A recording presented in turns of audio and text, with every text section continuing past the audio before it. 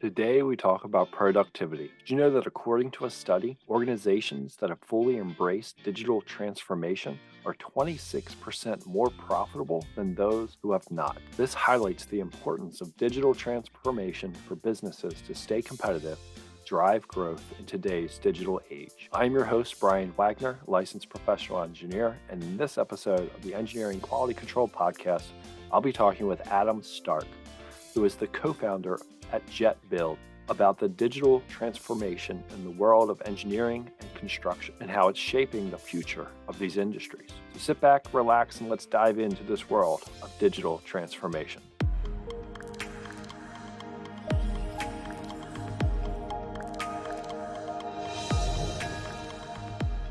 So now I'd like to welcome our guest for today, Adam Stark, co-founder at Jet.Build. Adam, welcome to the Engineering Quality Control Podcast. Thanks so much for having me, Brian. I'm very excited to be here. Let's get started, Adam, with maybe telling our audience a little bit about what you do on a daily basis and what type of engineering experience you might have. Yeah, totally. So on a daily basis, I kind of split my time in two ways.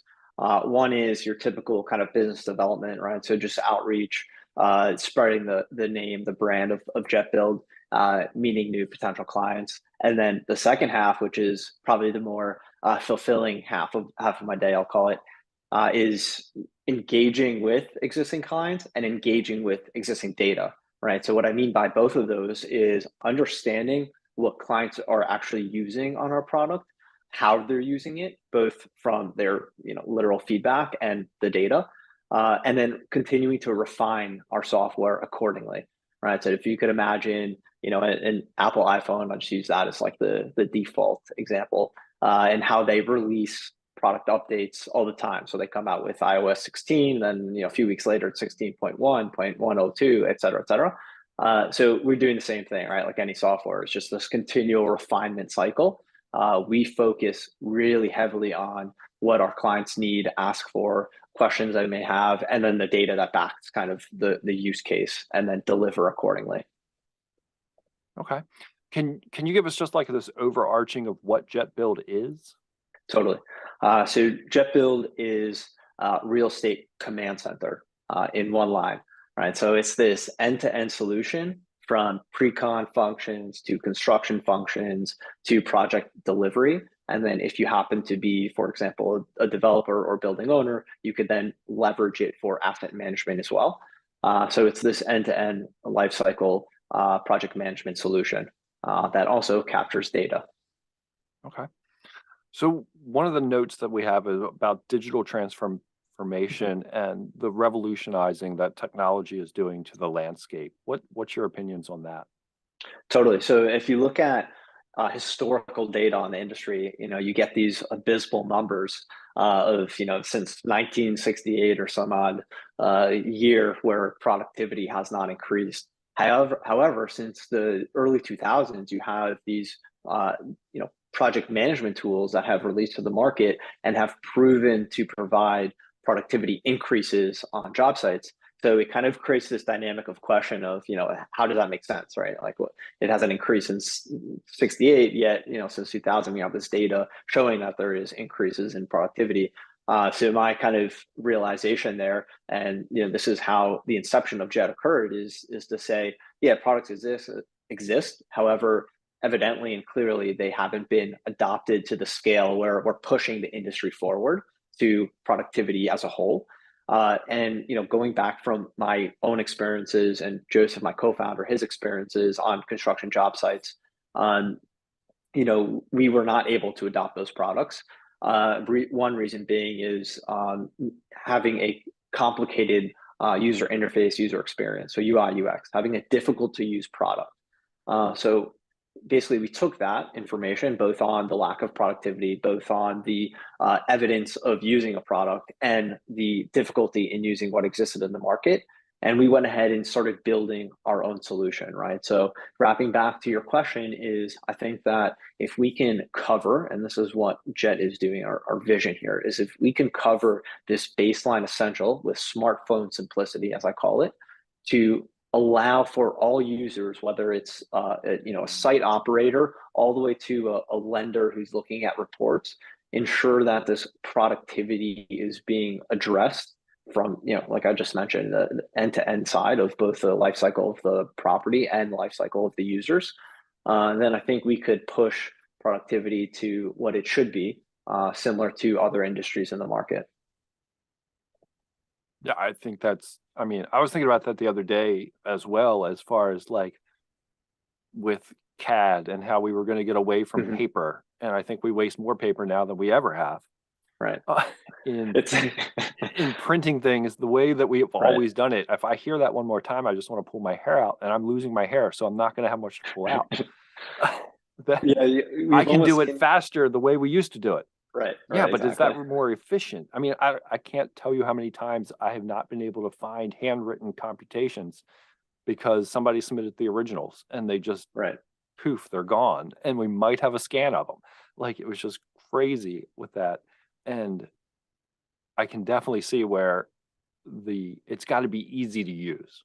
right. I mean, So yeah, how many games have you downloaded on your phone and delete it in 15 minutes because it just didn't make sense or it was dumb and it didn't, do you know what I mean? Like 100%. Yeah, like doubling down on what you brought up is essentially if you look at the complications of softwares that exist, it's almost created this duplicative effort, right? Where you're doing, okay, now you're going to do it on the software, but then you're also going to continue to print it because, that's the way that we were used to, producing the materials that we needed to produce. So, and to your point of games on your phone, you just delete what ends up being complicated. You just don't use what ends up being complicated. So going back to that core concept, right, is to say, let's address the complication while allowing for productivity, right? So create a simplified product, address the baseline, create this backbone tech stack of digital transformation, and then let's move on from there. and then through that process, you're adding value. Absolutely, yeah. So similar to all of the statistics that one could really easily find about productivity and how it's gained from digital transformation. So it's that same concept in a simplified manner, right? So it's creating like I just said, right, this backbone of digital transformation for your company. I mean, we've done this in quite literally an hour for organizations, and it almost feels shocking when I say that, just because we've come to have this perception that's ingrained in us now that creating digital transformation or adopting a product as a solution is this complicated, heavy lift that's going to take forever. I mean, in reality, it doesn't have to be. It just doesn't have to be that way. Think about when you get a new phone. There's simple ways of bringing it up to speed. There's simple ways of starting to use it because it's new tech, and now we're as a whole, just as people, right? We're used to using technology. Yeah, I mean, I remember when I started using MicroStation has been my CAD platform that I've used majority of Mhm. my career. And it came with, if you printed out all the manuals, it were like 6 or 7 3-inch binders Yeah, of yeah. just, and now they don't even produce it. The instructions, the help is more integrated and it's more intuitive because the people Mhm. that are even the youngest, but even I mean, I'm 40, so in that mid-career level, we grew Mhm. up with PlayStation, Nintendo, and learning those games and learning the technology on the fly. So the more that it's integrated, I think Totally, the easier it is for everybody my age and younger to definitely embrace. And totally. it's just I can definitely see how that's very helpful. But what kind of key friction points have you faced or that you see that industry professionals face in the process of adopting these ideas? For sure. And I mean, you actually noted on something that's really interesting and kind of ties into the question as well, is to point out that, it's really starting to be just across all industries, right? This change of guard, I'll call it, right? I think that's a saying that people understand where, decision makers, just the general workforce, everybody that's working has some relatability to tech from, childhood or close to it, right? So that's all to say that it's inevitable that adoption is going to occur because it must in order to increase productivity, to create collaboration, to to track, to own data, all these important elements that exist in basically every industry. So to kind of wrap back into the question that you asked as it relates to friction, I've in my own experience, coming from the construction space, and then now in my experience on the tech side, similar frictions that I see exist, and I bring it back to these legacy products. This is my like saying, right? These legacy products created an amazing kind of awareness of technology. However, at the same time, they've also ingrained this like preconceived notion that it's a friction filled process, right? That you need certifications to onboard project management tools, that you need this lengthy training to implement it across your company, that each feature set is this complicated process to add onto or to refine. So pulling away from that, right? I'll break it down into a few things. One is understanding, right? So onboarding and training for a product. So I'll go back to a smartphone, right? If you think you know how to use a smartphone, if you think that your colleagues or your employees know how to use a smartphone, then you should know how to use your baseline project management tool, right? That's one. Two is in terms of implementation across your organization. First and foremost, if that actually is some heavy lift, then start small, right? Start on one project, start on one division, start on one area, however it is that you want to kind of conceive of it. So that's that second layer of friction, is start small, start in an easy manner to then roll out over time. And then the third thing happens to be price point in terms of frictions, where legacy products are typically pricing based on percentages of your project cost. And that's something that I know, coming from the industry, the builders I worked for really, really hated. And we've moved away from that as well as a solution. So to kind of wrap that up, I said three things. One is call it onboarding or training. That's one friction. The second friction is adoption across the company. And then third is price point. Okay. And the more that you can smooth those, obviously the less friction, the more adoption, the more embracing, the more positive feedback. And not necessarily to you, but the positive internal feedback that it's this is not a waste of my time. Totally. And that it's actually helpful, and I'm not redundantly doing things. Yeah, totally. And you may have touched on this, and I think you probably caught it, I have a note here about like the productivity gap in the industry, and that how do we overcome that hesitation to adopt new things? And some of it's obviously going to be fear of the unknown, or is it really going to be, is it going to help me now? Because I'm losing money on this job now. I can't afford to continue to lose money on this and the next three jobs before it becomes productivity or productive, and the people that are using it are educated and able to use it and leverage it and so on. Do you have any thoughts on that? Absolutely. So I think that, us in the industry of construction and development get a bad rep.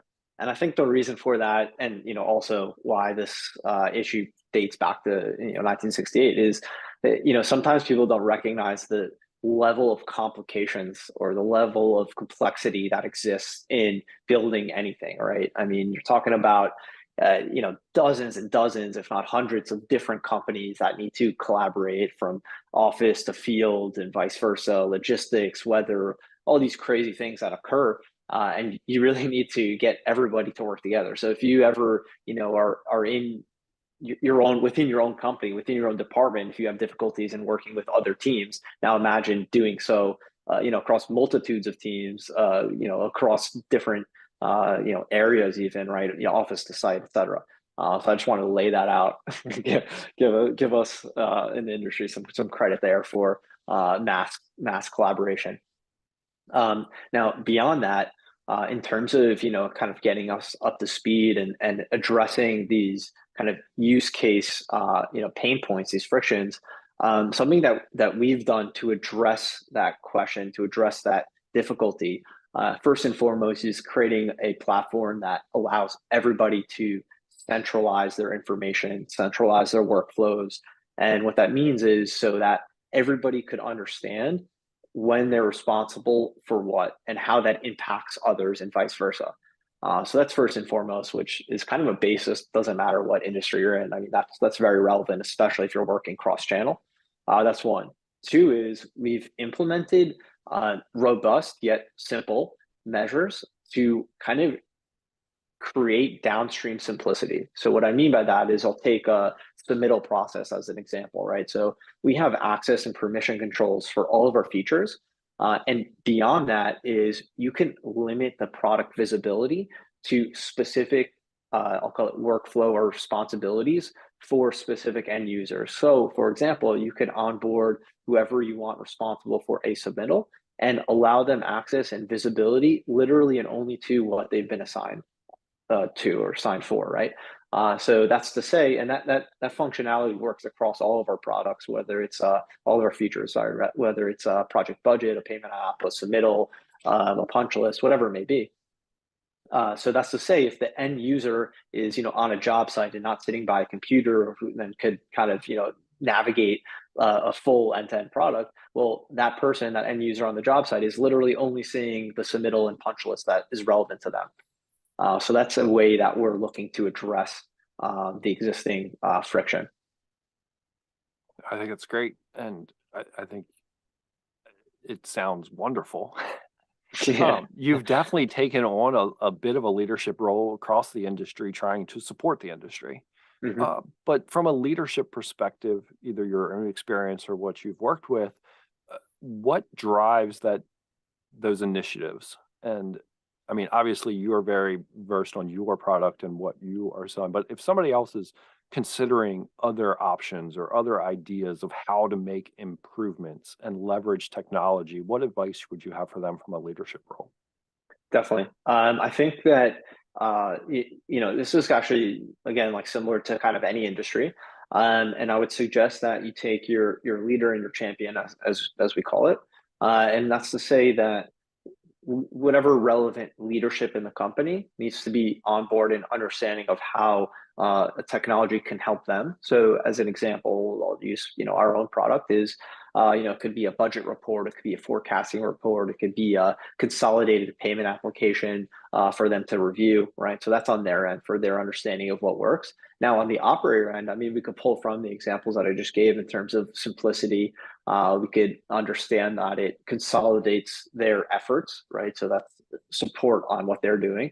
And now it's the matter of kind of combining both of those outlooks and making sure that they understand that support individually for their roles is also supporting their collective managerial experience or collective responsibilities.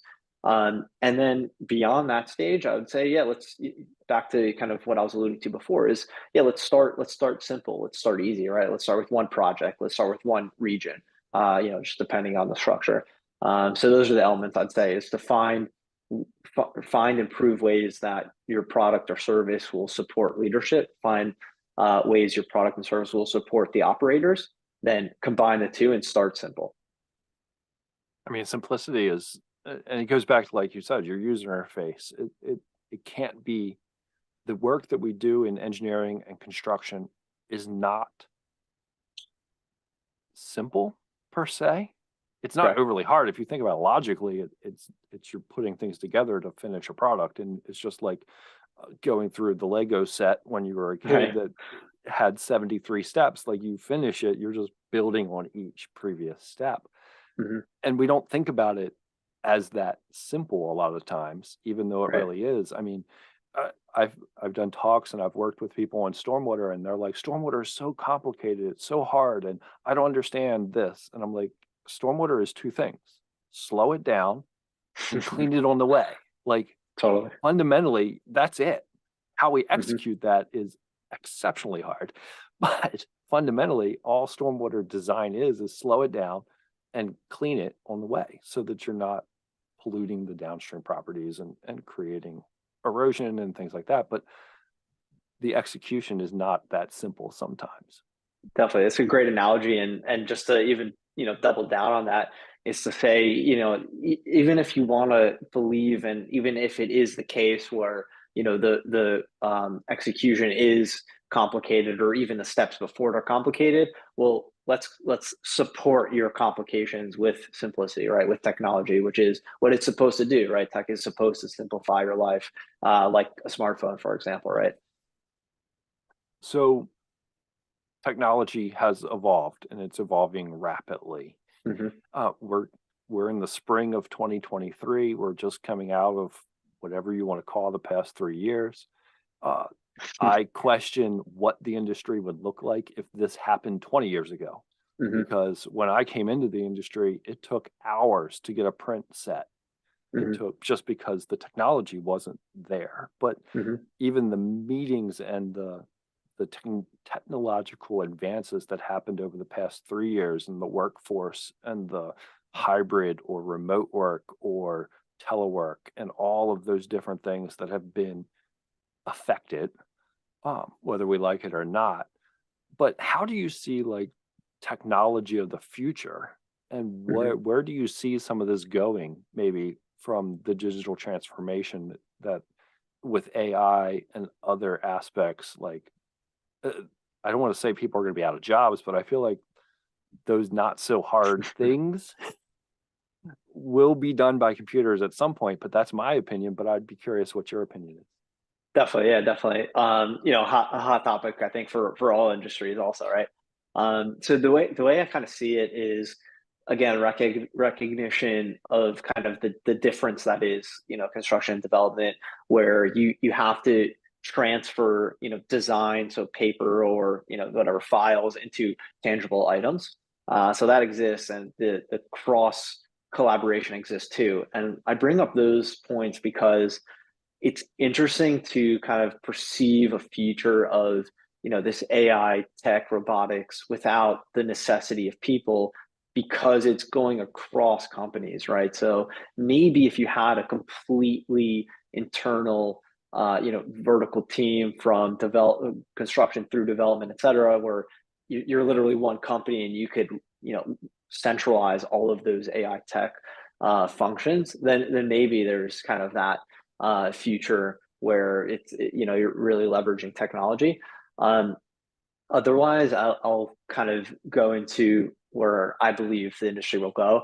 I think first and foremost, there needs to be a standardization, or at a minimum expectation, that everybody's using a management product, right? So when you go to start a job, you should expect that there's going to be a command center where everyone is going to communicate from, and that's going to be pulling data into, right? So that would be step one.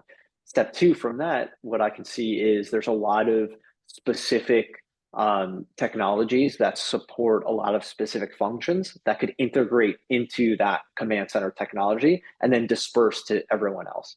So, for example, it could be, let's say, safety technology. It could be ESG technologies. It could be, really robust kind of scheduling, understanding. Just a few examples of many. So that's how I see the industry going, right? Is that you go onto a project, a job site, there's that command center, that's just their standard. From there, each company could be leveraging their own tools. So that's all to say that I think efficiency will increase a lot, and maybe a single individual will be able to do more. I mean, that should be the case. Um, if they're leveraging technology. However, I can't see it being completely replaced by robots. That's me, at least. I think modular is a more of a direction that the industry could go. No, I think that's great. That's great advice. I mean, every time I have conversations on this topic or a lot of topics, like my head is spinning right now, and I'm sure our listeners are too, with ideas and thoughts about what and where and how and when and all those different aspects of Mhm. trying to forecast, and it's virtually impossible to forecast exactly where we're going and what we're doing. But I just want to take a step back, because we Mhm. like to include in all of our episodes what we call the power of experience segment. So some piece of advice, it can be completely unrelated to what we've talked about today, or something that you may want to pass along to the listener whose head may or may not be spinning right now, Mhm. to that they can take away from the episode, something that you want to pay forward, basically. Absolutely. So something that I'm pushing to everybody I know is to get on LinkedIn, right? And that's actually how we connected. So the power of LinkedIn, the power of creating your relevant network, learning from individuals that may be ahead of you, maybe in the same stage of you, uh, I think is truly a powerful tool to kind of jumpstart your career or to push your career forward to allow you to learn where in that industry you want to end up, where you want to go. So I really recommend LinkedIn. If somebody told me that a bit earlier, I would have been 100% involved at an earlier stage. So that's my piece of advice for sure. It's great advice, great insight into the industry, the things that Mhm. you're doing, and what is the best way for somebody to connect with you? Should they want to get in touch or learn more about what Jet's doing, or just keep up with you? Definitely, LinkedIn. LinkedIn. That's my answer. Yeah, yeah. Started to become very active on it, taking my own advice. So yeah, please find me on LinkedIn. Reach out. I'd be happy to hear from you. All right. Well, thank you for your time. Please remember that you can find the show notes for this show and all episodes at engineeringqualitycontrol.com. There you'll find a summary of the key points that we've discussed, along with links to both Jet and Adam's LinkedIn. Until next time, friends, I wish you the best in all of your engineering endeavors.